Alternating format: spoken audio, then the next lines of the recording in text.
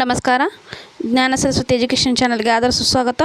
ಸ್ನೇಹಿತರೆ, PU college ಉಪನ್ಯಾಸಕರ ನೇಮಕಾತಿ 2024-25ಕ್ಕೆ ಸಂಬಂಧಪಟ್ಟಂತೆ ಅಂದರೆ ಏನಂತಂದರೆ ನಿನ್ನೆ ಡ್ರಾಫ್ಟ್ ಬಿಟ್ಟಿರ್ತಾರೆ ಅಂತಂದು ಹೇಳಬಹುದು. ಅದನ್ನೇ ಗೆಜೆಟ್ನಲ್ಲಿ ಬಂದುಬಿಟ್ಟು ಇನ್ನು ಈ ಒಂದು ಪರೀಕ್ಷಾ ನೇಮಕಾತಿ, ಈ ಒಂದು PU ಉಪನ್ಯಾಸಕರ ನೇಮಕಾತಿಯು ಇನ್ನೊಂದು 2-3 ತಿಂಗಳಲ್ಲಿ ಆಗುತ್ತೆ ಅಂತಂದೇ ಹೇಳ್ಬೋದು.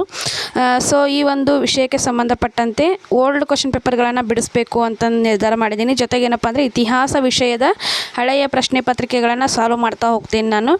ಇಲ್ಲಿ ನೋಡಿ, ಪ್ರಮುಖವಾಗಿ 150 ಅಂಕಗಳ ಪತ್ರಿಕೆ 1 ಮತ್ತು 150 ಅಂಕಗಳ ಪತ್ರಿಕೆ 2 ಈ ರೀತಿಯಾಗಿ ನಮಗೆ ಪತ್ರಿಕೆಗಳು ಇರ್ತವೆ ಅಂತಂದು ಹೇಳ್ಬೋದು. ಪ್ರಶ್ನೆ ಪತ್ರಿಕೆಗಳು ಇಲ್ಲಿ ಯಾವುದೇ ರೀತಿ GK ಕ್ವಶನ್ ಪೇಪರ್ ಇರೋದಿಲ್ಲ. ನಾನು ಏನಂತಂದರೆ ಓಲ್ಡ್ 2016ನಲ್ಲಿ ಕಾಲ್ಫರ್ಮ್ ಆಗಿತ್ತು. ಸೊ ಆ ಒಂದು ಪಠ್ಯಕ್ರಮ ಆಗಿರಬಹುದು ಮತ್ತು ಆ ಒಂದು ವಿಷಯ ಆಧಾರಿತವಾಗಿಯೇ ನಾನು ಇಲ್ಲಿ ಕ್ವಶನ್ ಪೇಪರನ್ನು ಬಿಡಿಸ್ತಾ ಹೋಗ್ತೀನಿ. ಇನ್ನು ಮುಂಬರ್ತಕ್ಕಂಥ 2024ರಲ್ಲಿ GK ಆದರೂ ಆಗಬಹುದು. ಆದರೆ ಈಗ ಪ್ರಸ್ತುತವಾಗಿ ಪತ್ರಿಕೆ 1 ಇತಿಹಾಸ ಇರುತ್ತೆ, ಜೊತೆಗೆ ಪತ್ರಿಕೆ 2 ಕೂಡ ಇತಿಹಾಸಕ್ಕೆ ಸಂಬಂಧಪಟ್ಟಂಗೆ ಇರುತ್ತೆ ಅಂತಂದು ಹೇಳ್ಬೋದು. ಇದಕ್ಕೆ ಸಂಬಂಧಪಟ್ಟಂಗೆ ಸಿಲೆಬಸ್ ಆಗಿರಬಹುದು ಈಗಾಗಲೇ ಎಲ್ಲ ವಾಟ್ಸಪ್ ಟೆಲಿಗ್ರಾಮ್ ಗ್ರೂಪ್ಗಳಲ್ಲಿ ಬಂದಿದೆ ಅಂತ ನೀವೆಲ್ಲ ನೋಡಿದ್ದೀರಾ ಅಂತಂದು ಕೂಡ ಭಾವಿಸ್ತೀನಿ. ಸೊ ಹಾಗಾಗಿ ನಾನು ಇಲ್ಲಿ ಓಲ್ಡ್ ಪ್ರಶ್ನೆ ಪತ್ರಿಕೆಗಳನ್ನ ಬಿಡಿಸ್ತಾ ಹೋಗ್ತೀನಿ. ಇಲ್ಲಿ ನಾನು 2008ರಿಂದ ಬಿಡಿಸ್ಬೇಕು ಅಂತ ಅಂದ್ಕೊಂಡಿದ್ದೀನಿ. 2008 ಮತ್ತು 12ರಲ್ಲಿ ಆಗಿದೆ, ಆಮೇಲೆ 16 ಮತ್ತು 18 ಈ ರೀತಿಯಾಗಿ ಬರುತ್ತೆ. ಸೊ ಅವನ್ನೆಲ್ಲ ಏನಂತಂದರೆ ಇಯರ್ ವೈಸ್ ಯಾವಾಗ ಆಗಿದೆಯಲ್ಲ, ಸೊ ಅದನ್ನು ಬಿಡಿಸ್ತಾ ಹೋಗ್ತೀನಿ. ಇಲ್ಲಿ ನಾನು 2008ರ ಪತ್ರಿಕೆ 1 ಸಾಲ್ವ್ ಮಾಡ್ತಾ ಇದ್ದೀನಿ ಇವಾಗ. ಓಕೆ, ಇಲ್ಲಿ ಈ ಒಂದು ವಿಡಿಯೋದಲ್ಲಿ ನಾನು ಪ್ರಮುಖವಾಗಿ 30 ಪ್ರಶ್ನೆಗಳನ್ನು ತೆಗೆದುಕೊಂಡು ಬಂದಿದ್ದೀನಿ. 150 ಪ್ರಶ್ನೆಗಳಿವೆ. ಇಲ್ಲಿ ಒಂದು ಪ್ರಶ್ನೆ ಪತ್ರಿಕೆ ಪ್ರಮುಖವಾಗಿ ಒಂದು 5 ಕ್ಲಾಸ್ನಲ್ಲಿ ನಾನು ಮಾಡಲಿಕ್ಕೆ ಇಷ್ಟಪಡ್ತೀನಿ. ಯಾಕಂದರೆ ಒಂದು ಕ್ಲಾಸ್ನಲ್ಲಿ ಕೇವಲ 30 ಪ್ರಶ್ನೆಗಳನ್ನು ಮಾಡ್ತಾ ಹೋಗ್ತೇನೆ. ಯಾಕಂತಂದರೆ ಹ್ಯಾವಿ ಆದರೆ ಅದು ಏನಪ್ಪ ಅಂದರೆ ನೋಡೋಕ್ಕೂ ನಿಮಗೂ ಕೂಡ ಅಷ್ಟೊಂದು ಸರಿ ಅನಿಸೋದಿಲ್ಲ. ಒಂದು 10ರಿಂದ 15 ನಿಮಿಷದ ವೀಡಿಯೋಗಳು ಇರ್ತವೆ, ತುಂಬ ಶಾರ್ಟ್ ವೀಡಿಯೋಸ್ಗಳದವು. ಅವನ್ನೆಲ್ಲ ನೋಡ್ಕೊಂಡು ಏನು ಮಾಡಬೇಕು, ನೀವು ನೋಟ್ಸ್ ಮಾಡಿ ಇಟ್ಕೋಬೇಕು. ಓಲ್ಡ್ ಪ್ರಶ್ನೆ ಪತ್ರಿಕೆಗಳನ್ನು ಬಿಡಿಸೋದು ಕೂಡ ಏನಪ್ಪ ಅಂದರೆ ಪ್ರಶ್ನೋತ್ತರಗಳು ಹೆಂಗೆ ಬರ್ತವೆ ಮತ್ತು ಮುಂಬರ್ತಕ್ಕಂಥ ಪರೀಕ್ಷೆಯಲ್ಲಿ ಯಾವ ರೀತಿ ಪ್ರಶ್ನೆಗಳನ್ನು ಕೇಳ್ತಾರೆ ಎಂಬುದಕ್ಕೆ ನಮಗೆ ಇವು ಮಾರ್ಗಸೂಚಕ ಅಂತಂದೇ ಹೇಳ್ಬೋದು. ಬನ್ನಿ ಹಂಗಂದ್ರೆ ನೋಡ್ತಾ ಹೋಗೋಣ. PU ಕಾಲೇಜ್ ಉಪನ್ಯಾಸಕರ ನೇಮಕಾತಿ ಪರೀಕ್ಷೆ 2008 ಅಲ್ಲಿ ಕೇಳಿದಂಥ ಪ್ರಶ್ನೋತ್ತರಗಳು ಏನಿದ್ವು ಅಂತಂದೆಂಬ ಒಂದು ಮಾಹಿತಿಯನ್ನು ಈ ಒಂದು ವಿಡಿಯೋದಲ್ಲಿ ನಾನು ಕೊಡ್ತೇನೆ. ಓಕೆ, ಮೊದಲ ಪ್ರಶ್ನೆ ನೋಡಿ, ಇಲ್ಲಿ ನಿಮಗೆ ಶೋ ಆಗ್ತಾ ಇದೆ ಅಂತ ಭಾವಿಸ್ತೇನೆ ನಾನು. PU ಕಾಲೇಜು ಉಪನ್ಯಾಸಕರ ನೇಮಕಾತಿ 2008ರ ಒಂದು ಪತ್ರಿಕೆ ಅಂತಂದೇ ಹೇಳಬಹುದು. ಪೇಪರ್ 1 ಇದು. ಇಲ್ಲಿ ಮೊದಲ ಪ್ರಶ್ನೆ, ಕೊಲಂಬಸ್ಸನ್ನು ಯಾವ ವರ್ಷದಲ್ಲಿ ಬಹಮಾಸ್ನ ತಲುಪುತ್ತಾನೆ ಅಂತಂದಿದೆ. 1490, 1492, 1498, 1500 ಅಂತಂದಿದೆ. ಇಲ್ಲಿ ಸರಿಯಾದ ಉತ್ತರ 1492 ಆಗಿದೆ. ಮುಂದಿನ ಪ್ರಶ್ನೆ, ಇಲ್ಲಿ ಏನಂದರೆ ಮ್ಯಾಥ್ಸ್ ಆಫ್ ಫಾಲೋವಿಂಗ್ ಮಾಡೋದಿದೆ. ಪ್ರಮುಖ ಕೃತಿಗಳು ಹಾಗೂ ಕೃತಿಕಾರರ ಹೆಸರುಗಳನ್ನ ಇಲ್ಲಿ ಕೊಡ್ತಿದ್ದಾರೆ ಅಂತಂದು ಹೇಳ್ಬೋದು. ಅವರಿಗೆ ಸಂಬಂಧಪಟ್ಟಂಥ ವಿಷಯಗಳ ಬಗ್ಗೆ ಇಲ್ಲಿ ಪ್ರಶ್ನೆಯಾಗಿದೆ. ಪುನರುಜ್ಜೀವನ ಅಥವಾ ನವಜಾಗೃತಿ, ಪೆಟ್ರಾರ್ಕ್, ಬೊಕಾಶಿಯೋ, ನಿಕೋಲೋ ಮ್ಯಾಕವೆಲ್ಲಿ ಅಂತಂದಿದೆ. ಡೆಕ್ಮರಾನ್, ದಿ ಪ್ರಿನ್ಸ್, ಪುನರ್ಜನ್ಮ ಮತ್ತು ಸಾನೆಟ್ ಟು ಲಾರಾ ಅಂತಂದಿದೆ. ಇದಕ್ಕೆ ಸರಿಯಾದ ಉತ್ತರ ಆಪ್ಷನ್ 2 ಅಂತಂದೇ ಹೇಳಬಹುದು. ಓಕೆ, ಇಲ್ಲಿ ಮ್ಯಾಚ್ ಕೂಡ ಮಾಡಿದ್ದೀನಿ ನಾನು. ಪುನರುಜ್ಜೀವನ ನವಜಾಗೃತಿ ಅಂದಾಗ ಪುನರ್ಜನ್ಮ ಅಂತ ಬರುತ್ತೆ. ಪೆಟ್ರಾರ್ಕ್ ಅಂದರೆ ಸಾನೆಟ್ ಟು ಲಾರಾ ಬರುತ್ತೆ. ಬೊಕಾಶಿಯೋ ಒಂದು ಡೆಕ್ಮರಾನ್ ಅಂತ ಬರುತ್ತೆ. ನಿಕೋಲೋ ಮ್ಯಾಕವೆಲ್ಲಿದು ದಿ ಪ್ರಿನ್ಸ್ ಎಂಬಂಥ ಕೃತಿ ಇಲ್ಲಿ ಬರುತ್ತೆ ಅಂತಂದು ಹೇಳ್ಬೋದು. ಓಕೆ, ಮುಂದಿನ ಪ್ರಶ್ನೆ, ಇದು ಕೂಡ ಮ್ಯಾಥ್ಸ್ ಆಫ್ ಫಾಲೋವಿಂಗ್ ಇದೆ. ಇಲ್ಲಿ ಇರ್ತಕ್ಕಂಥ ಪ್ರಮುಖ ವರ್ಣಚಿತ್ರಗಳು ಹಾಗೂ ವರ್ಣಚಿತ್ರಕಾರರ ಹೆಸರುಗಳನ್ನು ಈ ಒಂದು ಪ್ರಶ್ನೆಯಲ್ಲಿ ನಾವು ಗಮನಿಸಬಹುದು. Leonardo da Vinci, Michelangelo, ಫ್ಲಾರೆನೆಂಟ್ ಪಂತ್, ಟಿಟಿಎನ್ ಅಂತಂದಿದೆ. The last Judgment, Raphael Sanzio, ವೆನಿಸ್ನ ಖ್ಯಾತ ಚಿತ್ರಕಾರರು ಮೊನಾಲಿಸಾ ಅಂತಂದಿದೆ. ಇಲ್ಲಿ ರೈಟ್ ಆನ್ಸರ್ ಬಂದುಬಿಟ್ಟು ಆಪ್ಷನ್ 3 ಅಂತಂದು ಹೇಳ್ಬೋದು. ಇಲ್ಲಿ ನೋಡ್ತಾ ಹೋಗೋಣ. ಇದನ್ನು ನಾನು ಮ್ಯಾಚ್ ಮಾಡ್ತೀನಿ ಇವಾಗ. ಓಕೆ, ಆಪ್ಷನ್ 3 ಸರಿಯಾದಂಥ ಉತ್ತರ ಆಗುತ್ತೆ. ಲಿಯೋನಾರ್ಡೋ ಡಾ ವಿಂಚಿ, ಮೊನಾಲಿಸಾ ಒಂದು ಜಗತ್ಪ್ರಸಿದ್ಧ ಚಿತ್ರ ಅಂತ ಹೇಳ್ಬೋದು. ಇನ್ನು Michelangelo the last judgement ಅಂತ ಹೇಳ್ಬೋದು. ಇನ್ನು ಫ್ಲಾರೆನೆಂಟ್ ಪಂತ್ ಅಂತಂದಿದ್ದಾರಲ್ಲ, ಇವ್ರದ್ದು ರಾಫೆಲ್ ಸ್ಯಾಂಜಿಯೋ ಅಂತ ಬರುತ್ತೆ. ಇನ್ನು ಟಿಟಿಎನ್ ಇವ್ರು ಯಾರು ಅಂತಂದು ನೋಡಿದಾಗ ಇವರು ವೆನಿಸ್ನ ಖ್ಯಾತ ಚಿತ್ರಕಾರರು ಅಂತಂದಿಲ್ಲಿ ಹೇಳ್ತಾ. ಓಕೆ, ಇದು ನೋಡಿ 2008ರ PU ಉಪನ್ಯಾಸಕರ ಇತಿಹಾಸ ಪ್ರಶ್ನೆ ಪತ್ರಿಕೆ ಅಂತ ಹೇಳ್ಬೋದು. ಪೇಪರ್ 1 ಆಗಿರುತ್ತೆ. ಓಕೆ, ಮುಂದಿನ ಪ್ರಶ್ನೆ, ಕೆಳಗಿನ ಕೃತಿಗಳಿಂದ ಜಾನ್ ಮಿಲ್ಟನ್ ಬರೆದಿರುವ ಒಂದು ಕೃತಿಯನ್ನು ಗುರುತಿಸಿ ಅಂತಂದಿದೆ. Canterbury Tales, Oliver Twist, Paradise Lost and Paradise regains, Don ಕ್ವಿಕ್ವೈಟ್ಸ್ ಅಂತಂದಿದೆ. ಸರಿಯಾದ ಉತ್ತರ ಏನಂತಂದರೆ ಆಪ್ಷನ್ 3 ಇಲ್ಲಿ ರೈಟ್ ಆನ್ಸರ್ ಆಗುತ್ತೆ. ಓಕೆ, ಮುಂದಿನ ಪ್ರಶ್ನೆ, ಈ ಮುಂದಿನ ಯಾವುದು ಸುಧಾರಣೆಗೆ ಕಾರಣವಾಗಿರಲಿಲ್ಲ ಅಂತಂದಿದೆ. ಧಾರ್ಮಿಕ ಕಾರಣ, ರಾಜಕೀಯ ಕಾರಣ, ವೈಜ್ಞಾನಿಕ ಕಾರಣ, ಆರ್ಥಿಕ ಕಾರಣ ಅಂತಂದಿದೆ. ಸರಿಯಾದ ಉತ್ತರ ವೈಜ್ಞಾನಿಕ ಕಾರಣ. ಮುಂದಿನ ಪ್ರಶ್ನೆ, ಈ ಮುಂದಿನ ಯಾವುದು ಸುಧಾರಣೆಗೆ ಕಾರಣವಾಗಿರಲಿಲ್ಲ ಅಂತಂದಿದೆ. ಧಾರ್ಮಿಕ ಕಾರಣ, ರಾಜಕೀಯ ಕಾರಣ, ವೈಜ್ಞಾನಿಕ ಕಾರಣ. ಸರಿಯಾದ ಉತ್ತರ ವೈಜ್ಞಾನಿಕ ಕಾರಣ. ಮುಂದಿನ ಪ್ರಶ್ನೆ, ಈ ಮುಂದಿನ ಯಾವುದು ಸುಧಾರಣೆಗೆ ಕಾರಣವಾಗಿರಲಿಲ್ಲ ಅಂತಂದಿದೆ. ಧಾರ್ಮಿಕ ಕಾರಣ, ರಾಜಕೀಯ ಕಾರಣ, ವೈಜ್ಞಾನಿಕ ಕಾರಣ. ಎಸ್, ಇಲ್ಲಿ ನೋಡಿ, ಈ ಒಂದು ಪ್ರಶ್ನೆಯನ್ನು ಗಮನಿಸಿದ್ರೆ ನೀವು ಯಾವ ರೀತಿ ಪ್ರಶ್ನೆಗಳು ಬರ್ತವೆ ಅನ್ನೋದಕ್ಕೆ ಇದೊಂದು ಉದಾಹರಣೆ ಅಂತಂದು ಹೇಳಬಹುದು. ಅಂಕನ ಒಂದು ಹೆಸರುಗಳು ಮತ್ತು ಅಂಕನ ಎರಡು ಇಲ್ಲ ಅಕ್ಕಪಕ್ಕ ಇರಬೇಕಾಗಿತ್ತು, ಬಟ್ ಇಲ್ಲಿ ಕೆಳಗೆ ಮೇಲ್ಗಡೆ ಕೊಟ್ಟಿರ್ತಾರ ಅಂತಂದೇ ಹೇಳ್ಬೋದು. ಇವುಗಳನ್ನ ಏನು ಮಾಡ್ಬೇಕು ನಾವು ಇವಾಗ ಮ್ಯಾಚ್ ಮಾಡಬೇಕಾಗತ್ತೆ. ಇಲ್ಲಿ ನೋಡಿ, Martin Luther, Ulrich Zwingli, John Calvin, King Henry 8 ಅಂತಂದಿದೆ. ಇಲ್ಲಿ ಸ್ವಿಟ್ಜರ್ಲ್ಯಾಂಡಿನಲ್ಲಿ ಪ್ರೊಟೆಸ್ಟೆಂಟ್ ಚಳವಳಿ, ಇಂಗ್ಲೆಂಡಿನಲ್ಲಿ ಸುಧಾರಣಾ ಚಳವಳಿ, ಕ್ರಿಶ್ಚಿಯನ್ ಧರ್ಮದ ಸ್ಥಾಪನೆ, 95 ಪ್ರೌಢ ಪ್ರಬಂಧ ಅಂತಂದಿದೆ. ಇದರ ಸರಿಯಾದ ಉತ್ತರ ಆಪ್ಷನ್ 4 ಅಂತ ಹೇಳ್ಬೋದು. ಆಪ್ಷನ್ 4 ಇಲ್ಲಿ ರೈಟ್ ಆನ್ಸರ್ ಆಗುತ್ತೆ. ಎಸ್, ಇಲ್ಲಿ ಮ್ಯಾಚ್ ಕೂಡ ಮಾಡ್ತೀನಿ ನಾನು. ಮಾರ್ಟಿನ್ ಲೂಥರ್ ಅಂತಂದಾಗ 95 ಪ್ರೌಢ ಪ್ರಬಂಧ ಅಂತಂದಿದೆಯಲ್ಲ, ಮಾರ್ಟಿನ್ ಲೂಥರ್ ಬರುತ್ತೆ. ಓಕೆ, ಇನ್ನು ಯುಲ್ರಿಚ್ ಜಿಂಗ್ವಿಲ್ ಇವ್ರಿಗೇನು ಬರುತ್ತೆ ಅಂತಂದ್ರೆ ಸ್ವಿಟ್ಜರ್ಲ್ಯಾಂಡ್ನ ಪ್ರೊಟೆಸ್ಟೆಂಟ್ ಚಳವಳಿ. ಓಕೆ, ಇನ್ನು ನೆಕ್ಸ್ಟ್ ಬರ್ತಕ್ಕಂಥದ್ದು ಜಾನ್ ಕೆಲ್ವಿನ್, ಇವರು ಏನಂತಂದ್ರೆ ಕ್ರಿಶ್ಚಿಯನ್ ಧರ್ಮದ ಸ್ಥಾಪನೆ ಅಂತ ಬರುತ್ತೆ. ಇನ್ನು ಕಿಂಗ್ ಹೆನ್ರಿ 8 ಇದೆಯಲ್ಲ, ಇವರು ಏನಂತಂದು ನೋಡಿದಾಗ ಇಂಗ್ಲೆಂಡಿನಲ್ಲಿ ಸುಧಾರಣಾ ಚಳವಳಿಯನ್ನು ಮಾಡಿದವರು ಅಂತ ಬರುತ್ತೆ. ಈ ರೀತಿ ನಾನು ಇಲ್ಲಿ ಮ್ಯಾಚ್ ಮಾಡಿದ್ದೀನಿ, ನೀವು ಕರೆಕ್ಟಾಗಿ ನೋಡಿಕೊಂಡು ನೋಟ್ಸ್ ಮಾಡ್ಕೊಳ್ಳಿ. ಓಕೆ, ಮುಂದಿನ ಪ್ರಶ್ನೆ.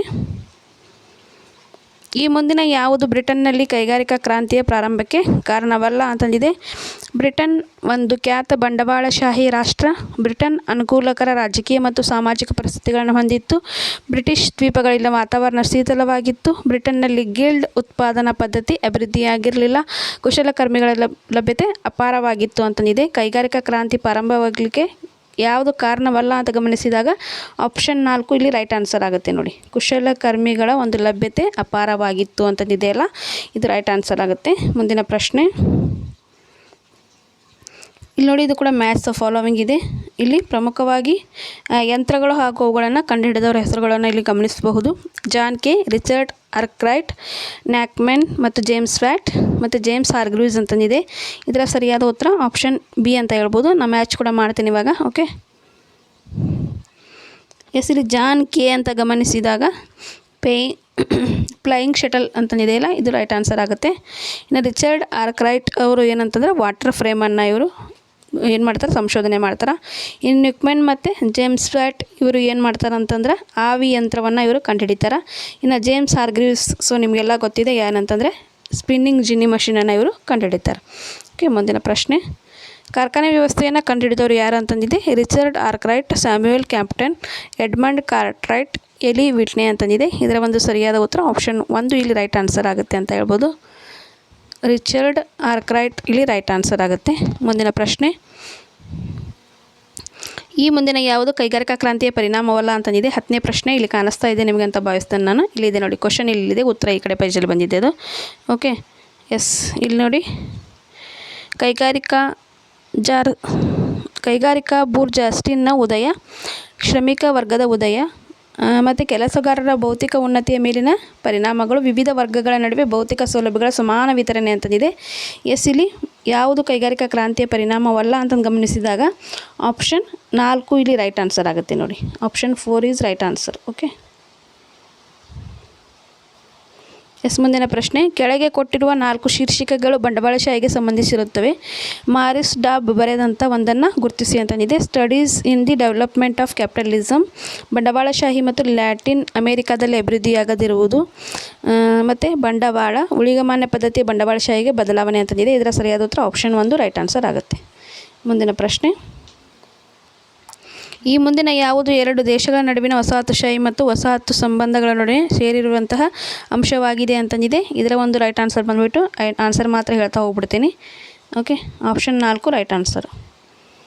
ಸಮಾನತೆಯ ಮೇಲೆ ಆಧಾರಿತವಾದಂಥ ಸಂಬಂಧ ಅಂತಂದಿದೆ. ಮುಂದಿನ ಪ್ರಶ್ನೆ. ಕೆಳಗೆ ಕೊಟ್ಟಿರುವ ದೇಶಗಳಿಂದ ಯುರೋಪಿನಲ್ಲಿ ಮೊದಲ ರಾಜ್ಯವಾಗಿ ಹೊರಹೊಮ್ಮಿದ ದೇಶ ಯಾವುದು ಅಂತಂದಿದೆ. ಸರಿಯಾದ ಉತ್ತರ ಇಂಗ್ಲೆಂಡ್. ಬ್ರಿಟಿಷರಿಂದ ಅಮೆರಿಕದಲ್ಲಿ ಸ್ಥಾಪಿತವಾದಂಥ ವಸಾಹತುಗಳ ಸಂಖ್ಯೆ ಅಂತ ಗಮನಿಸಿದಾಗ ಎಷ್ಟು ಅಂದರೆ 13. ಬೋಸ್ಟನ್ ಟೀ ಪಾರ್ಟಿ ನಡೆದ ವರ್ಷ 1773. ಅಮೆರಿಕ ಸ್ವಾತಂತ್ರ್ಯ ಘೋಷಣೆಯಾದ ವರ್ಷ 1776. ಮುಂದಿನ ಪ್ರಶ್ನೆ. 1783ರಲ್ಲಿ ಅಮೆರಿಕದ ಸ್ವಾತಂತ್ರ್ಯವನ್ನು ಮಾನ್ಯ ಮಾಡಿದ ಒಪ್ಪಂದದ ಹೆಸರು ಅಂತ ಹೇಳಿದ್ದಾರೆ. ಸರಿಯಾದ ಉತ್ತರ ಪ್ಯಾರಿಸ್ ಒಪ್ಪಂದ. ನೆಕ್ಸ್ಟ್ ಇಲ್ಲಿ ಮ್ಯಾಚ್ ದ ಫಾಲೋವಿಂಗ್ ಇದೆ. The first estate, Louis 16 the second estate and the third estate ಅಂತಂದಿದೆ. ಮೇರಿ ಆಂಟೋನಿಯೆಟ್, ದಿ ಕ್ಲರ್ಜಿ, ಸಾಮಾನ್ಯ ಜನ, ದಿ ನೊಬೆಲ್ಸ್ ಅಂತಂದಿದೆ. ಸರಿಯಾದ ಉತ್ತರ ಆಪ್ಷನ್ 2 ಇದು. ಇಲ್ಲಿ ಮ್ಯಾಥ್ಸ್ ಫಾಲೋಯಿಂಗ್ ಮಾಡೋಣ. ದಿ ಫಸ್ಟ್ ಎಸ್ಟೇಟ್ ಇದು ದಿ ಕ್ಲರ್ಜಿ ಇದು. ಆಮೇಲೆ ಲೂಯಿಸ್ 16 ಇವ್ರದ್ದೇನಂತಂದರೆ ಮೇರಿ ಆಂಟೋನೈಟ್. ಆಮೇಲೆ ದಿ ಸೆಕೆಂಡ್ ಎಸ್ಟೇಟ್ ಇದು ದಿ ನೊಬೆಲ್ ಅಂತ ಬರುತ್ತೆ. ಆಮೇಲೆ ಥರ್ಡ್ ಎಸ್ಟೇಟ್ ಇದು ಸಾಮಾನ್ಯ ಜನರದ್ದಾಗಿರುತ್ತೆ. ಓಕೆ, ಮುಂದಿನ ಪ್ರಶ್ನೆ. ಇದು ಕೂಡ ಮ್ಯಾಥ್ಸ್ ಫಾಲೋವಿಂಗ್ ಇದೆ. ವಾಲ್ಟೇರ್, ಮಾಂಟೆಸ್ಕೋ, ರೂಸೋ, ಡೆಟರಾಟ್ ಅಂತಂದಿದೆ. ಇದರ ಒಂದು ರೈಟ್ ಆನ್ಸರನ್ನು ಗಮನಿಸಿದಾಗ ಇಲ್ಲಿ ನೋಡಿ, ವಾಲ್ಟೇರ್ ಎಂದು ಕೃತಿಯನ್ನು ಗಮನಿಸಬೇಕು. ಯಾವುದಂದರೆ ತತ್ವಶಾಸ್ತ್ರೀಯ ನಿಘಂಟು ಅಂತಂದಿದೆ. ಓಕೆ, ಇನ್ನು ಮಾಂಟೆಸ್ಕೋದು spirit of laws. So option 4 ಇಲ್ಲಿ ರೈಟ್ ಆನ್ಸರ್ ಆಗುತ್ತೆ. ಓಕೆ, ಆಮೇಲೆ ರೂಸೋದು ಸಾಮಾಜಿಕ ಒಪ್ಪಂದ. ಇನ್ನು ಡೆಟ್ರಾಟದ್ದು ವಿಶ್ವಕೋಶ. Okay, option 4 right answer. ಮುಂದಿನ ಪ್ರಶ್ನೆ. ಲೂಯಿಸ್ 16 ಮ್ಯಾರಿಬು ಮತ್ತು ಸಿಇಸ್ ಟೆನ್ನಿಸ್ ಕೋರ್ಟ್ನ ಪ್ರಮಾಣವಚನ ಬಾಸ್ಟಿಲ್ ಪತನ ಅಂತಂದಿದೆ. ಇಲ್ಲಿ ಥರ್ಡ್ ಎಸ್ಟೇಟಿನ ನಾಯಕರು ರಾಷ್ಟ್ರೀಯ ಅಸೆಂಬ್ಲಿಯ ಸದಸ್ಯರಿಂದ ವಶಪಡಿಸಿಕೊಳ್ಳಲಾಗಿದೆ. 1789 ಪ್ರಸಿದ್ಧ ವ್ಯಕ್ತಿಗಳ ಸಭೆಯ ಸಮಾವೇಶ ಅಂತಂದಿದೆ. ಇದರ ಒಂದು ಸರಿಯಾದ ಉತ್ತರ ಆಪ್ಷನ್ 2 ರೈಟ್ ಆನ್ಸರ್ ಆಗುತ್ತೆ. ಓಕೆ, ನಾನಿಲ್ಲಿ ಆಪ್ಷನನ್ನು ಮಾರ್ಕ್ ಮಾಡಿರ್ತೀನಿ. ನೀವು ಏನು ಮಾಡಬೇಕು, ಮ್ಯಾಚ್ ಮಾಡಿ ಬರ್ಕೊಳ್ಳಿ. ಓಕೆ, ಮುಂದಿನ ಪ್ರಶ್ನೆ ಕೂಡ ಸೇಮ್ ಇದೆ. ರಾಷ್ಟ್ರೀಯ ಸಂವಿಧಾನ ರಚನಾ ಸಭೆ, ಗ್ಯಾರಂಡ್ ಲಿಸ್ಟ್ ಮತ್ತು ಜಾಕೋಬಿನ್ಸ್ ಫ್ರಾನ್ಸನ್ನು ಗಣರಾಜ್ಯವಾಗಿ ಘೋಷಿಸಲಾಗಿತ್ತು. ರಾಷ್ಟ್ರೀಯ ಸಮಾವೇಶ ಅಂತಂದಿದೆ. ರ್ಯಾಡಿಕಲ್ ಪೊಲಿಟಿಕ್ಸ್ ಕ್ಲಬ್ 1792, 1792ರಿಂದ 1992ರಿಂದ 95, 1789ರಿಂದ 91 ಅಂತಂದಿದೆ. ಇದರ ಸರಿಯಾದ ಉತ್ತರ ಕೂಡ ಆಪ್ಷನ್ 3. ಇದನ್ನು ಕೂಡ ಮ್ಯಾಚ್ ಮಾಡಿ ಬರ್ಕೊಳ್ಳಿ. ಓಕೆ, ಮುಂದಿನ ಪ್ರಶ್ನೆ. ನೆಪೋಲಿಯನ್ ಬೋನಾಪಾರ್ಟಿ ಹುಟ್ಟಿದ ವರ್ಷ ಅಂತ ಕೇಳಿದ್ದಾರೆ. ಸರಿಯಾದ ಉತ್ತರ 1769. ಅಂಕನ ಇದು ಕೂಡ ಮ್ಯಾಥ್ಸ್ ಫಾಲೋವಿಂಗ್ ಇದೆ. ರಾಯಭಾರಿ ಕಚೇರಿ, ಚಕ್ರವರ್ತಿ Napoleon Bonaparte, confederation of Rhine, Waterloo ಕದನ ಅಂತಂದಿದೆ. ಇದರ ಸರಿಯಾದ ಉತ್ತರ ಆಪ್ಷನ್ 4 ರೈಟ್ ಆನ್ಸರ್ ಆಗುತ್ತೆ. ಓಕೆ,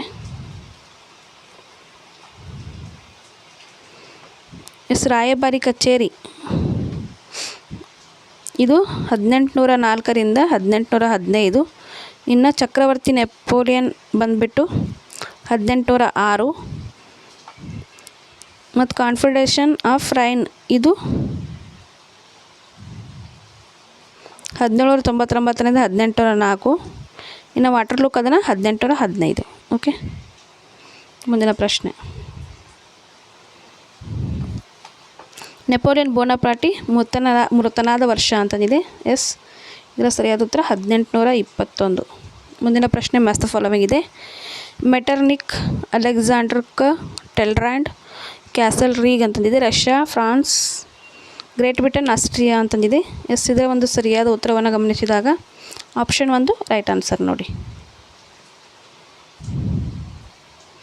ವಿಯೆನ್ನಾ ಕಾಂಗ್ರೆಸ್ಸಿನಲ್ಲಿ ಈ ಮುಂದಿನ ಯಾವ ಉದ್ದೇಶವನ್ನು ಅಳವಡಿಸಲಾಗಿತ್ತು ಅಂತಂದಿದೆ. Option 4 right answer. ಯುರೋಪಿನಲ್ಲಿ ಅಧಿಕಾರ ಸಮತೋಲನ ಮರುಸ್ಥಾಪನೆಯಾಗುವುದು. ಯುರೋಪಿನ ಯಾವ ಗೋಷ್ಠಿ ಕಾಂಗ್ರೆಸ್ನಲ್ಲಿ 4 ಮಡಿ ಮೈತ್ರಿಯ 5 ಮಡಿ ಮೈತ್ರಿಯಾಗಿರುತ್ತದೆ ಅಂತಂದಿದೆ. Congress of Aix la chapel.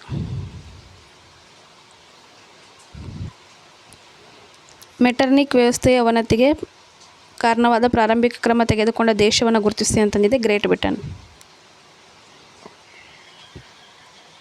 ಫ್ರಾನ್ಸ್ನಲ್ಲಿ ಲೂಯಿಸ್ ಬ್ಲಾಂಕ್ ಈ ಮುಂದಿನಕ್ಕೆ ನಿರ್ದಿಷ್ಟ ರೂಪ ನೀಡಿದ್ದಾನೆ ಅಂತಂದಿದೆ. ಸಮಾಜವಾದದ ವಿಚಾರಧಾರೆ. ಫ್ರಾನ್ಸ್ನಲ್ಲಿ ಲೂಯಿಸ್ ಫಿಲಿಪ್ ಈ ಮುಂದಿನ ವರ್ಷದಲ್ಲಿ ಸಿಂಹಾಸನವನ್ನು ತ್ಯಜಿಸಿರ್ತಾನೆ ಅಂತಂದಿದೆ. ಸರಿಯಾದ ಉತ್ತರ 1848. ಇಷ್ಟಕ್ಕೆ ಈ ಒಂದು ಕ್ಲಾಸನ್ನು ಎಂಡ್ ಮಾಡ್ತಾ ಇದ್ದೇನೆ ನಾನು. ಇಲ್ಲಿ ಪ್ರಮುಖ 30 ಪ್ರಶ್ನೆಗಳನ್ನು ನೋಡಿದ್ವಿ ನಾವು.